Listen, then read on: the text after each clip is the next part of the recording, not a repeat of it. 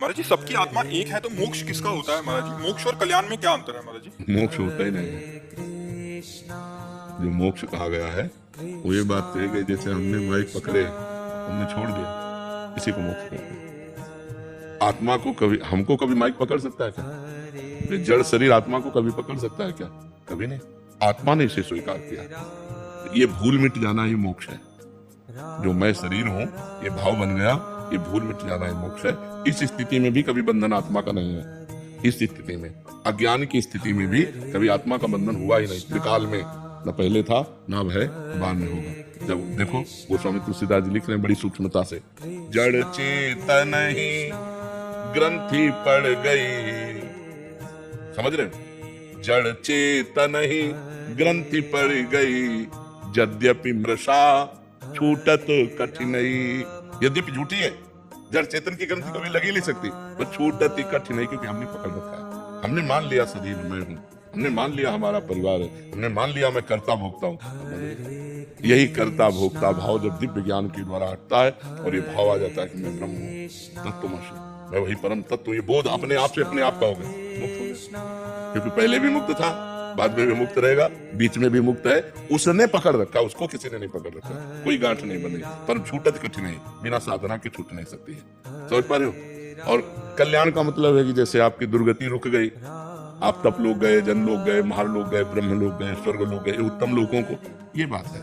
लेकिन मोक्ष होना मतलब जन्म मरण चक्र से ही निवृत्त होना। किसी लोकांतर में भटकने की बात नहीं, जन्म मरण से मोक्ष। अब जन्म मरण नहीं होगा। जिसको ये बोध हो गया, मैं करता नहीं, मैं भोगता नहीं, मैं शरीर नहीं, मैं तो परमात्मा स्वरूप हूँ, ऐसा बोध हो गया, वाणी से नहीं स्वयं से हो गया। उसकी पहचान है कि उसे कभी मोह नहीं व्याप्त होगा, उसे कभी काम नहीं सताएगा, उसे कभी क्रोध नहीं आएगा, उसे कभी लोभ या सड विकार जित अनघ अकामा, कोई उसके अंदर कामना नहीं। वो निष्पाप महापुरुष परम पवित्र आत्म स्वरूप को जो प्राप्त हो गया वो दिव्य हो जाता है। समझ पा रहे हैं?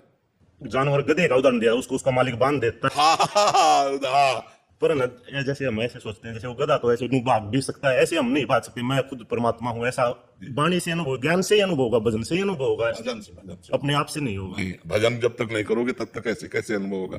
जैसे अभी आप ये जान लो हमसे कि आप शरीर नहीं हो, लेकिन आपको पीड़ा होगी तो महसूस होगा ना मेरे को रे। आप दर्पण में देखोगे तो महसूस होगा ना मैं अपने को देख रहा हूँ, क्योंकि ये बोध नहीं हुआ, ये वाणी से केवल हो गया। और जब बोध हो जाएगा तो आप कहोगे नहीं कि मैं ब्रह्म हूं, वो अनुभव होता रहेगा और सब दुख सुख समान भाव से सहते हुए जीवन यात्रा पूरी हो जाएगी।